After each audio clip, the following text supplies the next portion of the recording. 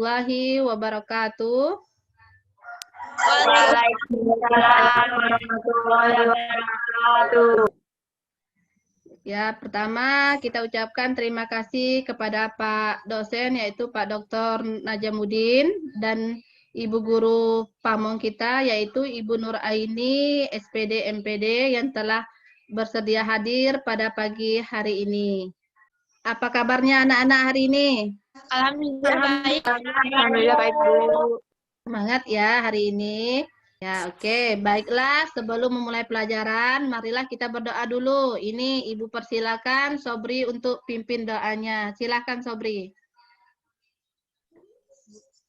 Sebelum belajar, marilah menurut agama dan kepercayaan kita masing-masing berdoa mulai. Doa selesai. Oke, terima kasih Sobri. Baiklah, sekarang Ibu absen dulu ya. Suci Nurpianti. Ada, Bu. Ya, Ikram Murjaki. Ada, Bu. Terus satu lagi Rahimatun. Hadir, Bu. Oke, hadir semua ya pada pagi hari ini. Baiklah, sebelum kita lanjut ke materi berikutnya, siapa yang masih ingat materi minggu kemarin? Saya, Bu. Ya, silakan. Yaitu kerajaan-kerajaan masa Hindu Buddha, Bu. Ya, kerajaan-kerajaan Hindu-Buddha. Kerajaan Kutai, Sriwijaya, Majapahit. Ya, ada kerajaan Kutai, Tarumanegara, Majapahit, dan lain-lain. Itu materi kita minggu kemarin. Sekarang akan kita lanjutkan ke materi yang masih berhubungan dengan sejarah Hindu-Buddha ya, yaitu tentang peninggalan-peninggalan masa Hindu-Buddha. Sebelum lanjut ke materi, di sini Ibu ingin menyampaikan teknik penilaian dulu. Teknik penilaian dalam pembelajaran kita hari ini ya. Selain dari nilai pengetahuan, kalian di sini juga dinilai tentang sikap dan keterampilan. Oke, udah nampak belum? Sudah, Bu. Oke, sebelum kita memasuki materi, kita lihat tujuan dari pembelajaran kita hari ini. Ibu harap setelah Ibu jelaskan, nanti kalian mampu untuk mengidentifikasi peninggalan-peninggalan sejarah pada masa Hindu-Buddha. Terus yang kedua, menganalisis pentingnya benda-benda peninggalan sejarah pada masa Hindu-Buddha. Terus yang ketiga, mendeskripsikan cara pelestarian benda-benda peninggalan sejarah pada masa Hindu-Buddha ya. Terus yang keempat, menyajikan hasil diskusi tentang peninggalan-peninggalan sejarah pada masa Hindu-Buddha. Ini kelihatan enggak ini videonya? Kelihatan, Bu. Oke, amati dengan benar ya apa yang ada dalam video ini. Begitu banyak misteri tentang Candi Borobudur yang sampai kini belum pernah terpecahkan. Jangankan misteri pembuatannya, asal-usul nama Borobudur pun sampai kini masih menjadi misteri yang tak terpecahkan. Kabar yang kita tahu, arsitek Candi Borobudur adalah seseorang yang bernama Gunadarma. Dari prasasti Karangtengah dan Kahulunan yang dipelajari sejarawan Belanda bernama Johannes de Casparis, diperkirakan pendiri Borobudur adalah raja dinasti Sailendra bernama Semaratungga. Casparis memperkirakan Borobudur dibangun sekitar tahun 824 Masehi, tapi baru dapat diselesaikan pada masa Ratu Pramudawardhani, sekitar setengah abad kemudian. Banyak fakta mengagumkan tentang arsitektur dari monumen Buddha terbesar di dunia ini. Borobudur memiliki 2.672 panel relief yang konon apabila dibentangkan akan mencapai panjang 6 km. Untuk membangun candi ini pun dibutuhkan sekitar 2 juta balok batu andesit yang dipahat sedemikian rupa sehingga saling dapat mengunci atau interlock, meski tanpa menggunakan semen atau perekat apapun. Ibarat permainan Lego, candi ini disusun indah dengan pahatan-pahatan relief yang menggambarkan kisah-kisah kehidupan. Sebuah mahakarya seni yang utuh dan luar biasa tinggi nilainya. Ajaibnya lagi, bahan bangunan dari batuan andesit ini tidak ditemukan di sekitar Borobudur. Artinya, Pembuat candi ini harus menyediakan batu itu dari lokasi yang jauh dari Borobudur. Inilah Borobudur, mahakarya agung yang menjadi bukti bahwa bangsa ini pernah mencapai puncak keindahan seni arsitektur yang luar biasa, bahkan pada zaman yang belum mengenal apa itu teknologi rancang bangun. Oke, ini video udah selesai. Sekarang Ibu ingin bertanya, menurut kalian menggambar tentang apa video tersebut? Ayo menggambarkan tentang apa? Candi Borobudur, Bu. Ya, tentang pembangunan Candi Borobudur ya. Apa saja sih peninggalan-peninggalan pada zaman Hindu-Buddha? Yang pertama Ibu jelaskan di sini yaitu candi ya. Candi pada zaman dahulu digunakan sebagai tempat ibadah dan pemakaman. Namun sekarang ada beberapa candi yang juga dijadikan tempat wisata. Peninggalan pada masa Hindu yaitu ada Candi Prambanan, Candi Suku, Janggal, dan Gedong Songo ya. Nah, ini peninggalan pada masa Hindu. Terus ada juga peninggalan pada masa Buddha, yaitu inilah salah satu contohnya tadi, yaitu Borobudur. Ada Candi Mendut, Sewu, dan Plausan. Lanjut ke Gapura. Apa sih itu Gapura? Gapura adalah suatu struktur yang merupakan pintu masuk atau gerbang ke suatu kawasan. Iya.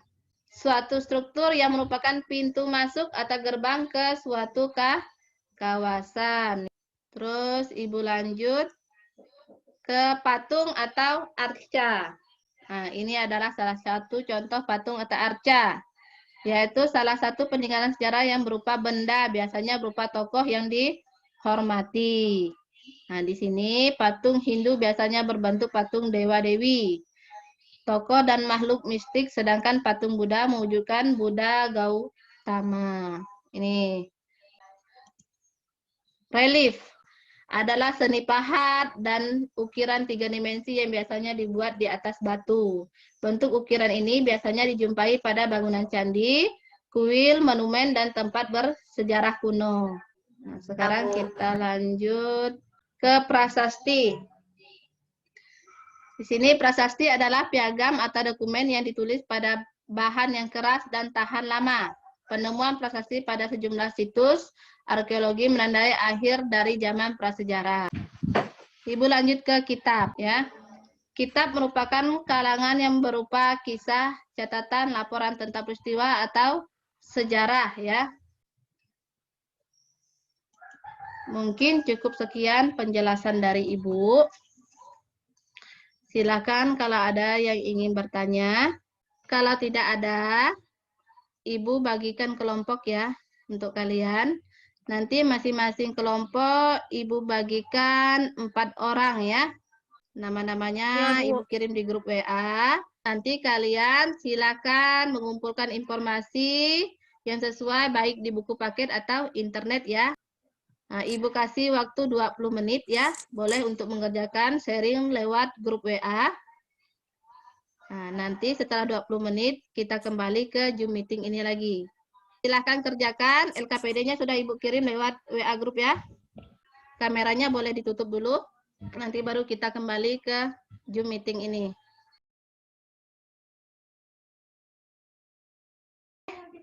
Kelompok 1, perwakilan siapa? Silakan untuk presentasi. Saya, Bu. Saya Suci, perwakilan dari kelompok 1. Akan membacakan hasil kerja kelompok kami, yaitu tentang pengamatan Candi Borobudur. Ciri Candi Borobudur. 1. Digunakan sebagai tempat pemujaan. 2. Candi tersebut memiliki struktur kasta seperti Arupadatu, Kamadatu, dan Rupadatu. 3. Di puncak candi terdapat stupa. 4. Memiliki patung Buddha. 5. Bangunan candinya berbentuk tambun. Cukup sekian presentasi dari kelompok kami. Assalamualaikum warahmatullahi wabarakatuh. Waalaikumsalam warahmatullahi wabarakatuh. Ada yang ingin bertanya, silakan, atau ingin menanggapi dari kelompok lain, silakan. Iya, Bu. Ya, silakan. Apa arti dari kamandahatu, rupadahatu, dan arupadahatu? Baik, saya akan menjawab pertanyaan Imam. Kamandhatu Silakan, adalah tingkatan Amelia. dasar atau bagian paling bawah Candi Borobudur. Rupandhatu merupakan tingkatan kedua dari susunan Candi Borobudur. Arupandhatu merupakan tingkatan paling atas dari Candi Borobudur.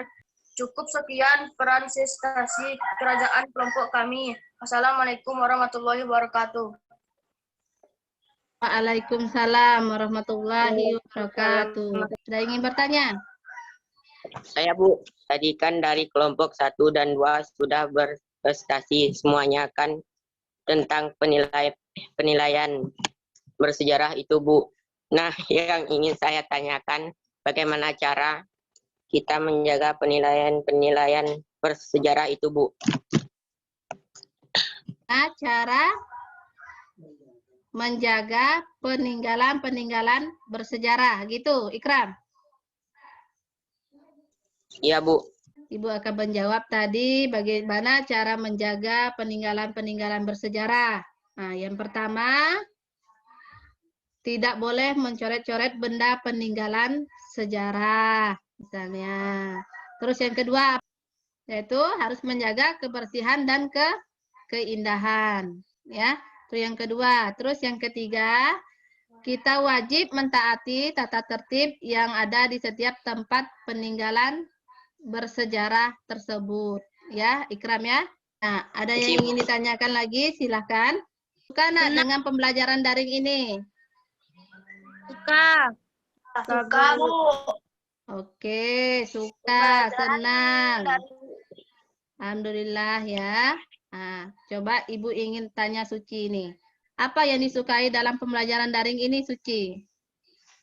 Saya suka pembelajaran daring ini, Bu, karena kami jadi tahu bagaimana cara menggunakan aplikasi Zoom dan model PPT itu seperti apa, Bu. Iya. Dan dalam kerja kelompok kami jadi sangat semangat dan berani untuk presentasi, Bu.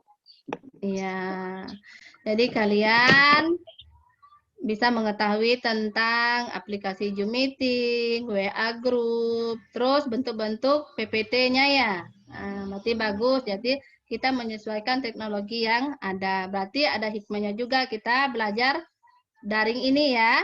Nah, ada pengalaman baru tentang menggunakan aplikasi-aplikasi dan sebagainya. Apa sih kesimpulannya dari pembelajaran hari ini? Kesimpulannya itu tentang peninggalan-peninggalan pada masa Hindu-Buddha, yaitu apa saja peninggalan tadi? Ada candi, gapura, apa lagi? Ikram? Kitab. Ya, ada kitab, ada prasasti, ada relief, ya. Sekarang kalian buka buku paketnya pada halaman 72 latihan B. Itu ada 10 nomor ya. Nah, kerjakan di rumah, nanti minggu depan kumpulkan ya. Nah, nanti Ya, Bu. kumpulkannya lewat via WA ya, WA group juga bisa. Iya, Bu. Nah, minggu depan kita akan melanjutkan materi baru ya, yaitu materi tentang ekonomi kreatif. Oke, sebelum Ibu tutup, Ibu ingatkan kembali tentang menjaga kesehatan. Ya, nanti kalau kalian keluar rumah, silakan memakai masker. Jangan lupa cuci tangan atau hand sanitizer itu dibawa terus ya, kalau bisa.